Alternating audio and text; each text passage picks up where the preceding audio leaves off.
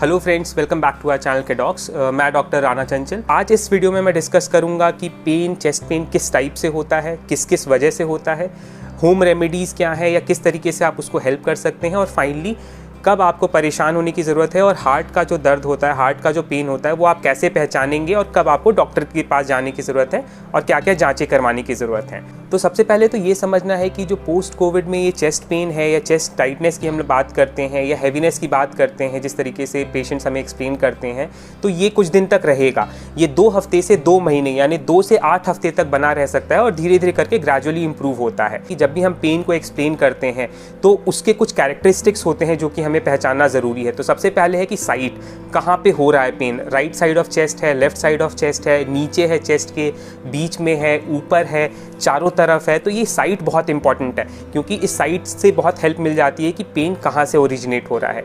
दूसरी जो होती है वो होती है इंटेंसिटी, कितना ज़्यादा पेन है। हल्का फुल्का बना रहता है, दिन भर बना रहता है, ये बहुत तेज़ पेन होता है, एकदम चुभन वाला पेन होता है, तो ये इंटेंसिटी बताता है।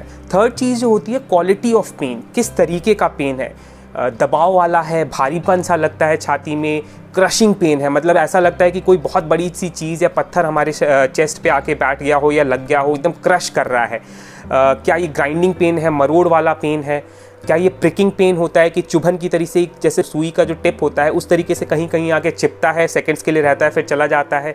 क्या ये स्टैबिंग पेन है। स्टैबिंग मतलब कि ऐसा जैसे कि कोई चीज़ अंदर घुस गई हो बहुत तेज़ी से, पेनिट्रेटिंग पेन जो कहते हैं। तो ये क्वालिटीज़ भी डिफ्रेंशिएट करने में हेल्प करती हैं कि क्या चीज़ हो सकती है इस चीज़ में। अगला पॉइंट जो आता है वो होता है कि ऑनसेट कैसे होता है। क्या हर वक्त बना रहता है दर्द, धीरे धीरे करके बढ़ रहा है, एकदम से आ गया, अभी तक कल तक नहीं था, आज एकदम से बढ़ गया है। तो ये ऑनसेट भी बहुत इंपॉर्टेंट होता है। नेक्स्ट पॉइंट जो आता है वो होता है रेडिएशन, कि आपका पेन शुरू तो हुआ छाती से या इस तरफ से या दोनों तरफ से, कहीं से भी हुआ, लेकिन ये रेडिएट करता है। रेडिएट मतलब मूव करता है। तो क्या ये आपके बाईं तरफ से शुरू होकर हाथ की तरफ जा रहा है या ऊपर गर्दन की तरफ जा रहा है, जॉ की तरफ जा रहा है, हाथ में भी क्या ये हाथ के निचले हिस्से की तरफ जा रहा है। तो एक इसको हम रेडिएशन कहते हैं। दूसरा रेडिएशन हो सकता है कि क्या ये शुरू तो आगे से हुआ था, बीच में से हुआ था और ये पीछे की तरफ, बैक की तरफ पेनिट्रेट कर रहा है, तो ये रेडिएशन होता है। अगला जो इंपॉर्टेंट फैक्टर होता है कि एग्रीवेटिंग और रिलीविंग फैक्टर्स, कि क्या आपको खांसी करने से पेन बढ़ता है, क्या गहरी सांस लेने से पेन बढ़ रहा है, क्या मूवमेंट करने से पेन बढ़ता है, या पेन को इन सब चीज़ों से कोई फ़र्क नहीं पड़ता।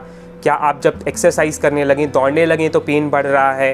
तो ये सारे फैक्टर्स होते हैं एग्रीवेटिंग या रिलीविंग फैक्टर। जैसे कई बार होता है कि खाना खाने के बाद पेन बढ़ जाता है छाती में, बर्फ आता है, डकार आती है, तो फिर वो ठीक हो जाता है। तो ये सारे एग्रीवेटिंग या रिलीविंग फैक्टर्स होते हैं। अब चलते हैं कि ये पेन और कोविड में जो होता है, पोस्ट कोविड टाइम में, ये होता क्यों है और कहाँ से ओरिजिनेट होता है। तो उसको जानने के लिए हमें समझना है कि जो छाती का पेन है वो कहाँ से हो सकता है। या तो स्किन या सुपरफिशियल टिश्यू से होगा, नहीं तो उसके अंदर हम लोग जाएंगे तो जो मसल्स हैं, हमारी मसल्स हैं, हड्डियाँ हैं, मस्कुलोस्केलेटल सिस्टम है, वहाँ से हो सकता है। उसके और अंदर जाएंगे तो जो हमारे लंग्स होते हैं उसके ऊपर एक पतली सी झिल्ली होती है जिसको कि हम लोग प्लूरा कहते हैं, और इसी तरीके से हार्ट के ऊपर एक पतली सी झिल्ली होती है जिसको कि हम लोग पेरिकार्डियम कहते हैं। तो इस झिल्ली के इन्फ्लामेशन या इन्फेक्शन से हो सकता है, जो कि one of the most common causes होता है। तो एक तो ये हो गया। उसके और अंदर जाएंगे तो लंग्स में से हो सकता है या हार्ट से हो सकता है, इन दोनों जगह से भी पेन हो सकता है। उसके बाद जो हमारा डायफ्राम होता है, जो मसल होती है हमारे थोरैक्स यानी चेस्ट को और पेट को जो अलग करती है, एक यहाँ पे मसल होती है जिसको हम डायफ्राम कहते हैं, उसके इन्फ्लामेशन की वजह से हो सकता है। और फिर कई बार जो पेट का दर्द होता है, गैस्ट्राइटिस होती है, जो रिफ्लक्स डिजीज़ होता है, वो भी हम लोगों को, जो फूड पाइप होती है उसमें एसिड के आने की वजह से भी पेन चेस्ट में महसूस होता है। तो इनको एक एक करके डिस्कस करते हैं कि कोविड में आप कैसे पहचानेंगे कि ये पेन कहाँ का है। तो सबसे पहले आते हैं सुपरफिशियल पेन। सुपरफिशियल पेन है तो आपको दिखेगी, रेडनेस होगी, कोई कट मार्क होगा, कोई अल्सरेशन होगा, कोई छाला जैसे बना होगा जहाँ पे दर्द होगा, वो लोकलाइज्ड होगा। आप हाथ से उंगली से बता सकते हो कि हाँ यहाँ पे दर्द है और आप देख भी सकते हो। तो उसके लिए तो बिल्कुल परेशान नहीं होना है। जैसे जैसे वो चीज़ ठीक होगी, जैसे जैसे वो घाव भरेगा, वो ठीक हो जाएगा। तो ये तो हटा दो, पहली कैटेगरी हो गई। अगली कैटेगरी आती है मस्कुलोस्केलेटल पेन।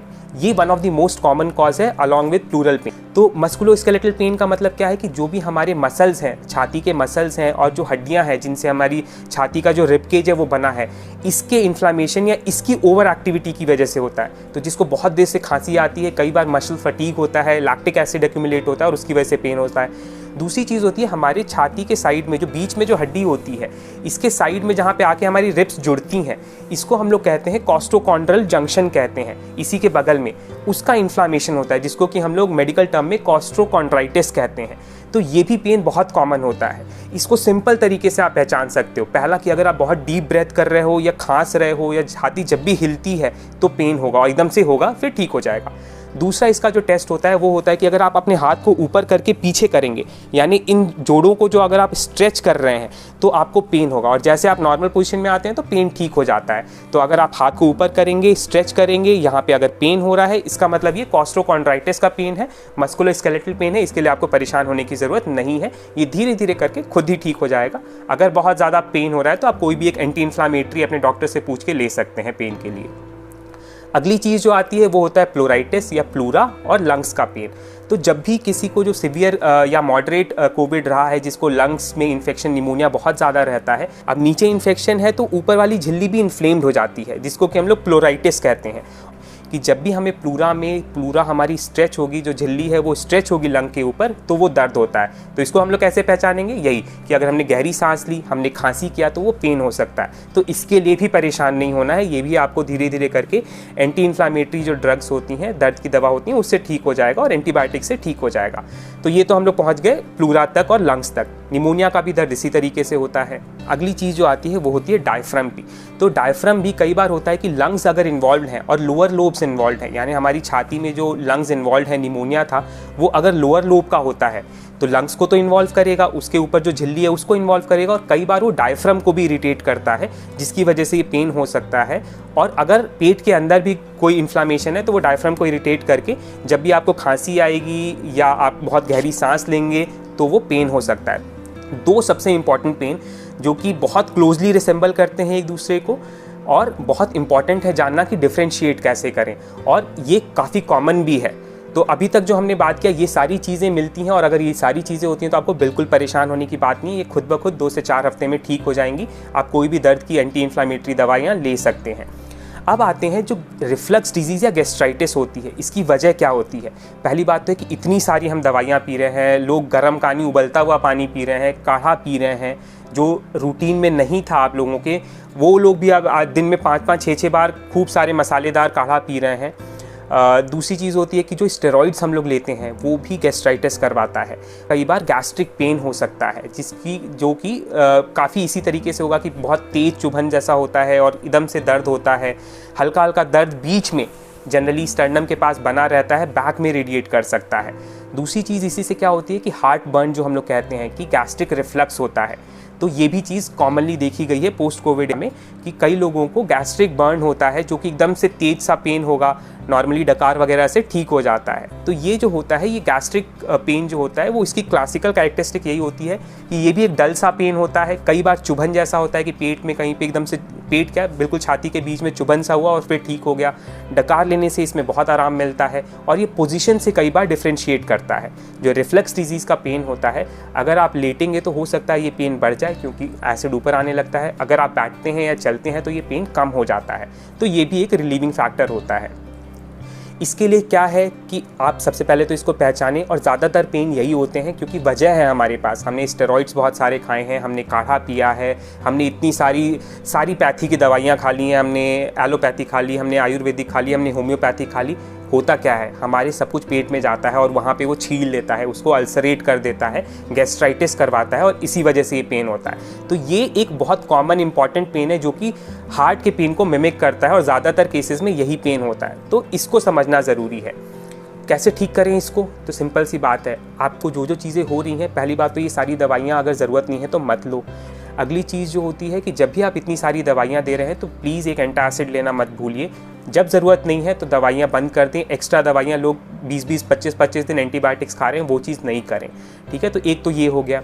दूसरी चीज़ क्या है कि आप लाइट खाना खाएं, बहुत हैवी खाना मत खाइए, लाइट खाना खाइए। अगर भूख लगती है तो बार बार खाइए, लेकिन हल्का खाना खाइए। दूसरी चीज़ है खूब सारा पानी पीजिए खाने के बाद, तो उससे क्या होता है कि पाचन शक्ति या डाइजेशन बेटर होता है। नेक्स्ट चीज़ होती है कि खाने के बाद तुरंत लेटिए मत, चाहे वो डिनर हो, चाहे वो ब्रेकफास्ट हो, चाहे वो लंच हो। जब भी खाएं तो कम से कम अपनी बॉडी को 15-20 मिनट का टाइम दे। अगर वॉक कर सकते हैं तो बेस्ट है।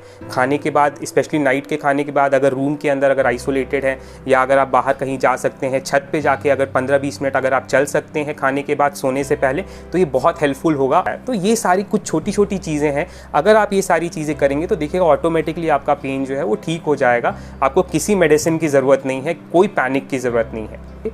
जो हार्ट का पेन है उसको कैसे पहचानें और उसके लिए क्या करें? तो हार्ट का पेन सबसे पहले तो जो हम लोगों ने बात की थी साइड की, तो साइड क्या होता है, लेफ़्ट साइड में होता है जनरली, सेंटर से लेफ़्ट साइड में, कई बार सेंटर पे भी होता है। दूसरी चीज़ होती है कि आप इसको लोकलाइज नहीं कर सकते, आप उंगली से नहीं बता पाएंगे कि ये दर्द कहाँ का है। तो एक महसूस होती है, एक फीलिंग सी आती है कि दर्द हो रहा है, हैवीनेस हो रही है, कुछ कंप्रेस कर रहा है, टाइटनेस है, लेकिन वो कहाँ की है वो आप नहीं बता पाओगे, उंगली से नहीं बता पाओगे। तो ये क्लासिकल होता है। इंटेंसिटी हाई रहती है, आपको अच्छा खासा दर्द होगा हार्ट के पेन में। अगर हम क्वालिटी की बात करें तो ये क्वालिटी जो होता है ये क्रशिंग पेन होता है।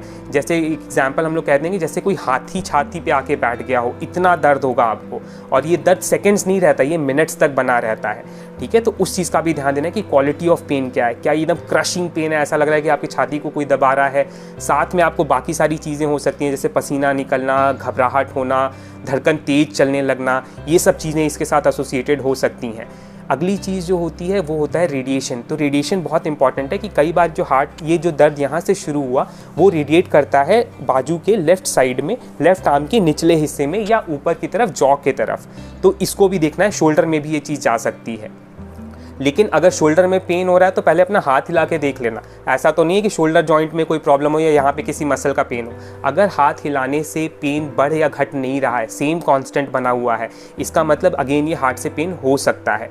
ठीक है, क्योंकि जो हार्ट का पेन है वो खांसी करने से, डीप ब्रीथ करने से, हाथ पैर को हिलाने से, छाती को हिलाने से, अपने आप को हिलाने से घटता बढ़ता नहीं है, वो कांस्टेंट बना रहता है। तो ये भी एक इसका क्लासिकल फीचर है। अगला जो एग्रीवेटिंग फैक्टर होता है वो होता है एक्सरसाइज। कई बार ऐसा होता है कि अगर आप चल रहे हैं, तेज़ी से चलते हैं, या कई लोग आजकल 6 मिनट वॉक टेस्ट करते हैं, अगर उसमें पेन बढ़ रहा है तो ये भी हार्ट से ओरिजिनेट हो सकता है। तो इस चीज़ का भी ध्यान देना है कि एक्सरसाइज आपके हार्ट के पेन को कई बार बढ़ा देती है। इसका मतलब ये नहीं है कि जो भी पेन आपको चलने के बाद हो रहा है वो हार्ट का पेन है। ये एक बाकी सारी चीज़ों के साथ अगर ये हो रहा है तो आपको सोचना है कि ये पॉसिबिलिटी है। अगली चीज़ होती है कि ये जनरली स्मोकर्स जो होते हैं, मेल्स में और स्मोकर्स में ये थोड़ा सा कॉमन होता है। जनरली 40-50 से जो नीचे फीमेल्स होती हैं उसमें उतना कॉमन नहीं होता है। हाँ, लेकिन smoking is a big risk factor. अगर आप ऐसा कर रहे हैं, स्मोकर हैं, चेन स्मोकर काफ़ी दिनों से कर रहे हैं, तो आप थोड़ा सा ज़्यादा रिस्क पे हैं, तो उस चीज़ को भी कंसिडर करना ज़रूरी है। तो चलिए, अगर आप ये डिफ्रेंशिएट कर पा रहे हैं या अगर आपको डाउट है कि ये हार्ट का पेन है तो भी प्लीज़ पैनिक मत करो। पैनिक करने से कुछ नहीं होगा। ठीक है, आपके पास इकोस्प्रिन रखी है, आप वो ले लो। अगला जो टेस्ट है वो होता है ईसीजी। सिंपल सा टेस्ट है, आप ईसीजी करवाएंगे तो उससे कुछ हद तक पता चल जाएगा। संयम रखें, आप अपने कार्डियोलॉजिस्ट को या अपने फिजिशियन को फ़ोन करें, वो आपको आगे का रास्ता बताएंगे। तो पैनिक नहीं करना है। होता है, कोविड के बाद काफ़ी लोगों को ये हार्ट अटैक होता है या हार्ट में प्रॉब्लम होती है, लेकिन ऐसा भी नहीं है कि बहुत कॉमन है। तो पहले तो इम्पॉर्टेंट है कि आप बाकी सारी चीज़ों को रूल आउट कर लें। तो प्लीज़ इस चीज़ को समझना है, पैनिक नहीं करना है, परेशान नहीं होना है। तो आज की वीडियो में बस इतना ही। अगली वीडियो में हम फिर किसी एक इम्पॉर्टेंट टॉपिक के साथ आएंगे। तब तक के लिए please like the video, share it, जो जिनको भी ज़रूरत पड़ सकती है। और अगर हमारा कंटेंट अच्छा लगता है तो सब्सक्राइब करें हमारे चैनल को। तब तक के लिए नमस्ते, टेक केयर, स्टे हैप्पी।